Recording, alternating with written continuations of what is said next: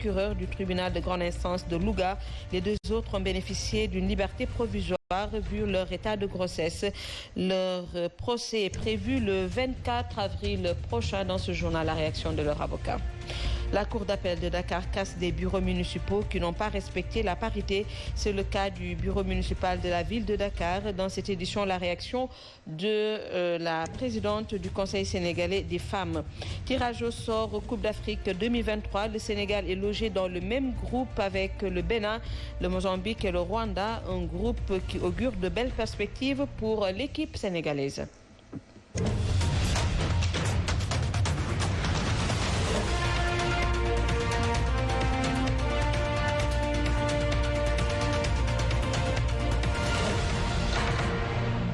Bienvenue à cette principale édition du soir. Tout d'abord, les derniers développements dans l'affaire de la mort en couche de la dame Sokhna Astou à Louga. 4 sages-femmes ont été placées cet après-midi sous mandat de dépôt par le procureur du tribunal de grande instance de Louga. Les deux autres ont bénéficié d'une liberté provisoire vu leur état de grossesse. Leur procès est prévu le 24 avril prochain, mais d'emblée, leur avocat clame leur innocence. Suivant sa réaction. Vous nous faites l'économie de ce qui s'est passé. Ils ont été déférés ce matin, elles ont été amenées devant le procureur de la République. Le procureur a décidé de les traduire devant le tribunal de flagrant délit pour l'audience du 27, donc le mercredi prochain. Donc en même temps, il a décidé également de mettre en liberté deux parmi les sages-femmes. Notamment, il y a 2 personnes qui ont été mises en liberté provisoire. Mais quand même, toutes les 6, elles vont comparaître à la date du 27 devant le flagrant délit de Louga. Mais compte tenu de tout ça, qu'est-ce que vous attendez à propos à cette procureur? Non, aujourd'hui, le dossier n'est plus entre les mains du procureur. Le dossier va être devant la table du tribunal. D'accord. Il reviendra au tribunal maintenant d'apprécier les éléments et de juger. Mais nous avons une conviction, comme on l'a dit depuis le début, et nous allons croire que ces femmes-là sont innocentes. Nous allons connaître de le croire parce qu'elles sont poursuivies pour non-assistance de personnes en danger. Sans entrer dans les détails, mais nous avons la conviction, et nous l'avons dit tout à l'heure dans les secrets de nos échanges avec le procureur, que ces dames-là, elles n'ont pas quand même manqué de porter assistance à la dame qui est décédée à son âme. Si les choses ne changent pas, qu'est-ce que vous comptez faire? Non, les choses vont changer par là, parce qu'on ira à l'audience. On ira le 27 à l'audience de flagrant délit. Nous allons plaider pour ces femmes-là, mais nous plaidons pour des femmes dont nous pensons aujourd'hui qu'elles sont innocentes. Et nous maintenons cette position-là, et nous allons pousser ça jusqu'au bout. Merci beaucoup. Tu vois la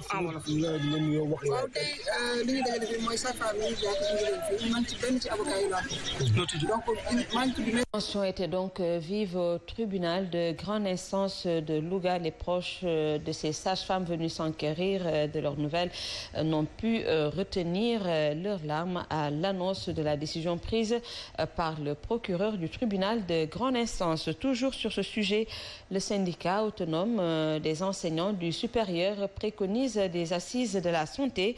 Dans un communiqué publié ce jour, le SAES estime qu'il est nécessaire de réorganiser ce secteur qui souffrirait de plusieurs maux. Le syndicat constate pour le regretter la floraison d'écoles de formation en santé et invite les autorités à assainir le milieu. Alassane Baldé nous fait la synthèse de ce communiqué.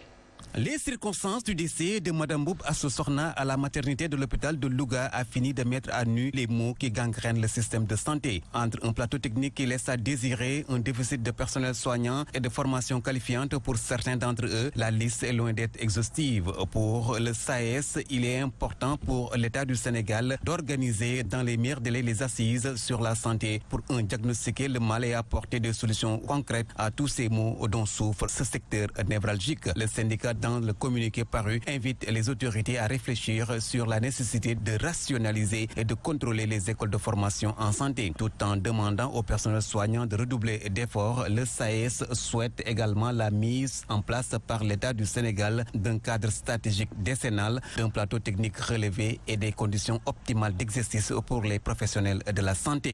Toujours dans l'actualité de la santé, l'Alliance des syndicats autonomes de la santé And-Gueusseum entame son 4e plan d'action. Une grève de 72 heures est donc prévue à partir de demain, mercredi. En prélude de ce mouvement d'humeur, And-Gueusseum a fait face à la presse ce mardi. L'Alliance continue d'exiger la signature du protocole d'accord avec le gouvernement. Il est également prévu un sit-in national le 27 avril prochain. Abdelaziz Sow et Mohamed Diaw nous en disent plus. 3 jours de grève à partir de ce mercredi, sitting entre autres activités qui vont marquer le 4e plan d'action de l'Alliance des syndicats autonomes de la santé. Grève demain mercredi 20, jeudi 21, vendredi 21. Le sitting national 27 avril. Le 4 mai, le 5 mai, le 6 mai, 112 heures hautes de grève. Seules les urgences vont être prises en charge. Le protocole d'accord gouvernement And-Gueusseum tarde à être signé. Les négociations sur le système de rémunération piétinent encore selon ces syndicalistes. Nous avions démarré donc nos négociations depuis le 21 mai 2021. Jusqu'à date, nous n'avons pas eu donc l'occasion de signer ce protocole d'accord. Concernant l'affaire Astou Sokhna, ces syndicalistes fustigent les sanctions qui, selon eux, ont visé uniquement le directeur de l'hôpital et des sages-femmes. S'il s'agit de mesures conservatoires, mais que toute la chaîne de responsabilité soit concernée, mais on relève le directeur, on s'acharne sur les sages-femmes, on laisse le reste de la troupe. Pourquoi? Mballo Diathiam et compagnie comptent poursuivre la rétention des informations sanitaires et sociales, entre autres. Abdelaziz Sow, merci. Sur un tout autre sujet, cette pénurie de kérosène annoncée par la société de manutention de carburant aviation. Rien à craindre, rassure le ministre des Énergies et du Pétrole. Selon Sophie Gladima-Sibi, Petrosen a pu sauver le Sénégal d'une panne sèche avec une cargaison attendue dans les heures qui viennent. Une cargaison qui va couvrir les besoins du 20 au 23 avril, en plus de l'arrivée du jet attendu le 22 avril prochain. Conséquence, le NOTAM, cette note demandant aux compagnies de s'approvisionner en kérosène avant d'arriver à l'AIBD a été levée. Younoussa Baldé revient ici sur sa conférence de presse. La situation est certes tendue, mais il n'y aura pas de rupture de kérosène, rassure le ministre des Énergies et du Pétrole. Aujourd'hui, ce NOTAM va être levé. Une fois levé, toutes les compagnies devraient pouvoir maintenant s'approvisionner au Sénégal. Parce que quand on met le NOTAM, ça veut dire que les compagnies qui n'ont pas accès aux produits au Sénégal devraient en acheter ailleurs. Si on lève le NOTAM, les compagnies qui sont ici devraient pouvoir également s'approvisionner au Sénégal. Aussi, le Sénégal, à travers Petrosen, a obtenu une cargaison qui va satisfaire les besoins de notre pays. Ceci en attendant l'arrivée d'un jet prévu le 22 avril prochain. Ça fait 3 ans que la SAR ne produisait pas de jet. Donc ce sont les importateurs qui fournissaient le jet. Ils nous ont donné l'assurance qu'ils ont cherché, que malheureusement ils n'ont pas trouvé de molécules. Mais l'État a pris ses responsabilités. À travers Petrosen, nous avons pu trouver une cargaison qui devrait pouvoir satisfaire les besoins d'ici l'arrivée de jet qui était prévu à partir du 22. Parce que c'était simplement ces 2 jours qui étaient critiques. Cependant, le ministre des Énergies et du Pétrole n'a pas manqué de déplorer la publication par SM Kadi de sa note d'alerte qui, selon lui, a installé toute cette panique au Sénégal. Voyons à présent la réaction du directeur adjoint de l'AIBD. Cheikh Douf rassure les passagers. Il n'y aura, selon lui, aucune perturbation dans le transport des passagers.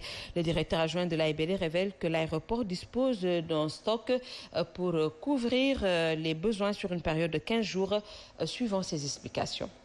Dans la réalité, ce qui se passe à l'aéroport, c'est juste une alerte qui a été faite pour permettre aux structures en charge du volet hydrocarbures de prendre leurs dispositions pour que cette rupture dont on parle, qu'on n'y arrive pas.